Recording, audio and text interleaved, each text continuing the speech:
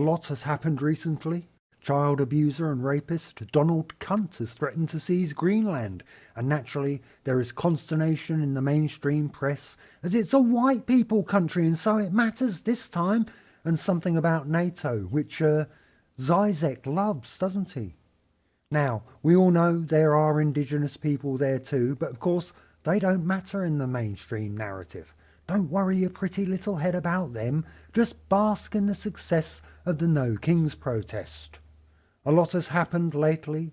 Domestic abuser and racist Jonathan David Ross murdered that woman on a Minneapolis street, and naturally there is consternation in the mainstream press as it's a white person that got done in, and so of course it really matters this time, and something about fascism, which Mussolini was quite fond of, wasn't he? Now, we all know there are people of colour out there getting murdered by police every day, but of course they don't matter in the mainstream narrative. Don't sweat over them, just bask in the success of your last vote. I think we can all see where this is going. Lots has happened today. Musician and comedian, air quotes comedian, lost his front door key and started talking about himself in the third person, and naturally, as a result, there is an urgent and crushing need to shoot all ICE operatives in the face and run them over in your car because you're reasonably feared for the safety of your life. In a legal sense, Bill Hicks knew of what he spoke. Step on the fucking gas when you see these cunts. When you feel the speed hump come to a stop and slide that shifter into reverse and finish the job. I'm sure dog murderer and cosplay clothes rack Christy Nome would call me a terrorist, and would do so with a merry skip to her step and a face full of botulism. You know why they do the MAGA face? It's so they can instill coulrophobia in their children. That's a fear of clowns. A fear of clowns sounds like a collection of clowns, doesn't it? There was a roost of pigeons and a fear of clowns, a squeeze of bulb hooters and sloppy droppings everywhere. Hello, I'm the air quotes comedian, and who else is going to materially agitate for revolution in their piece before they've even said hello or offered you a piping hot mug of tea? Not many, if any, and if not me, then not at all. Perhaps.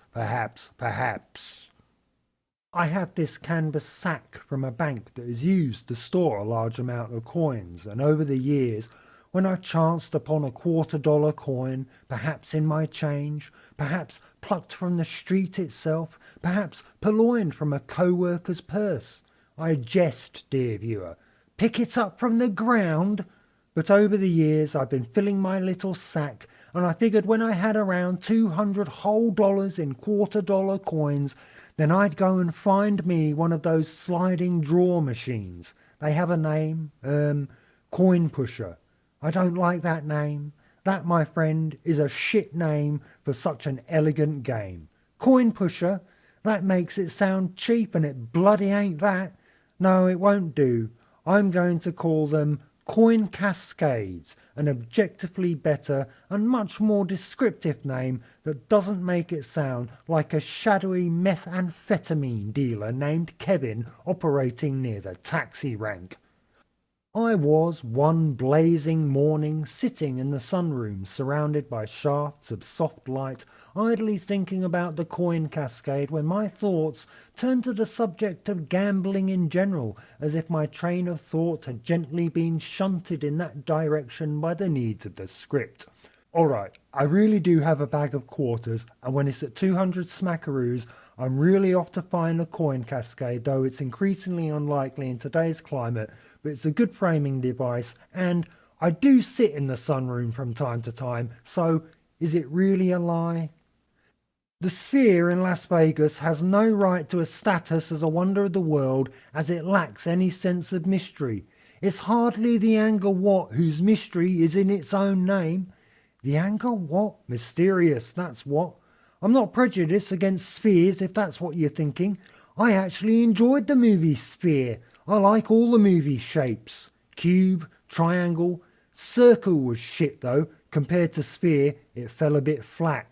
But if you're not familiar, the Sphere, located in Las Vegas, is your basic television screen in the shape of an untenably large sphere, and inside, get this, is another television screen, but it doesn't go the whole way round.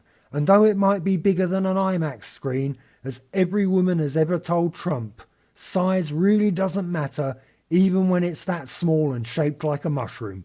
But disaster has befallen the sphere, and now it's shut down according to some pundits, and yet, when I went to the website to see a 404, instead they tried to sell me tickets to Kenny Chesney. I don't even know who that is. It just goes to show you, doesn't it, that you should murder ICE agents in their fucking face when you see them on the street, or that you shouldn't believe anything you hear on the internet. One or the other.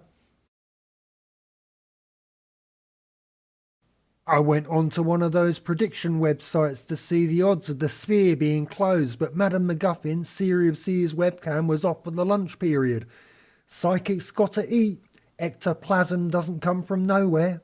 So, despite being an alleged money pit that sucks more power out of the grid than the POTUS's paint diffuser, the lights are still on, the sphere the biggest bulb of all. Vegas is apparently empty though, as tourists from foreign lands stay away, but not because gambling has waned in popularity or been curbed by meaningful legislation. Look, I don't mind if you want to have a flutter, right? That's something people do for fun and entertainment. They know the score, and that's fine. I feel bad for the people addicted to gambling and their close ones, and advocate for help for them and education for the hoi polloi as to the dangers of gambling in general. I think gambling as a business concern, in principle, should be taken out into the back alley and have its arms and legs broken with a piece of rebar. The house always wins, and don't forget it. Though, when I was a kid, I put penny stakes on the Greyhounds at Wembley Stadium and got more money back than I put down. So I don't know how the house won that time, but they probably more than made up for it with the hot dog my mum's friend bought me. Yeah, I wouldn't go greyhound racing now, or eat the expired whippets and a handy bun with some mustard on it. I think the greyhounds should run free. You can't move for gambling now, though the gambling concerns who run the so-called prediction markets balk at being called gambling concerns for regulatory reasons, or the lack thereof. Every other church and injury lawyer office in the USA is a gambling den now, and every other one is a vape shop. I just want a hairbrush for one of my cats.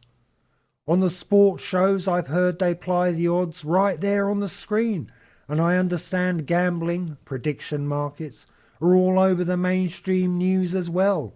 But I can't confirm that, because I don't watch blatant and unending propaganda straight from the shit-flecked arseholes of billionaires. Vegas can turn to dust and blow away in the wind for all I care.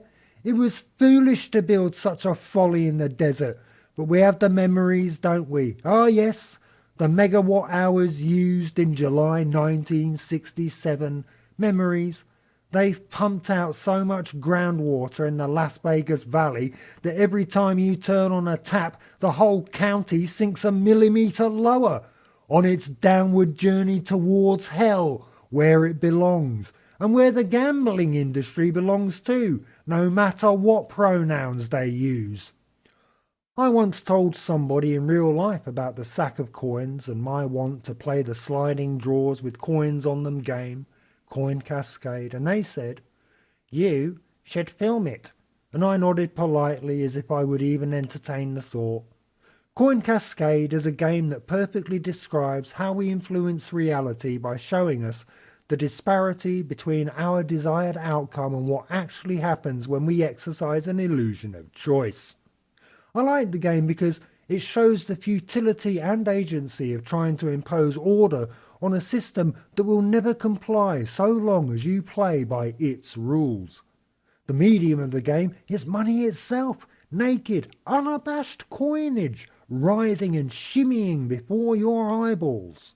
In this case, inevitably, the house will end up with all the money, and I'll have an empty sack, and so by that metric the house wins.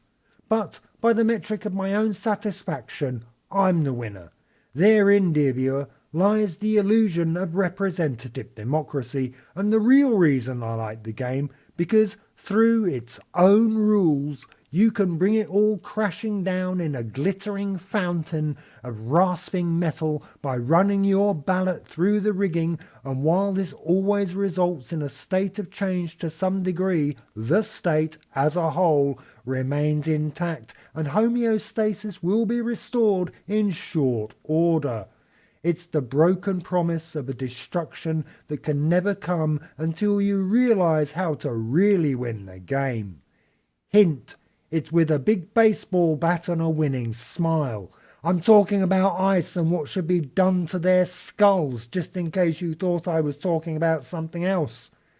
They're just teetering on the edge, a molecule away from tipping. The fucking vibration of my heartbeat should make them fall, physics-defying bastards. Take my coins, take it, you slots, 2, 3 at a time. Make them fall, make them fall. That's the bit I like. I'm still talking about ice. But that's it for this episode. Thanks for watching. Good night.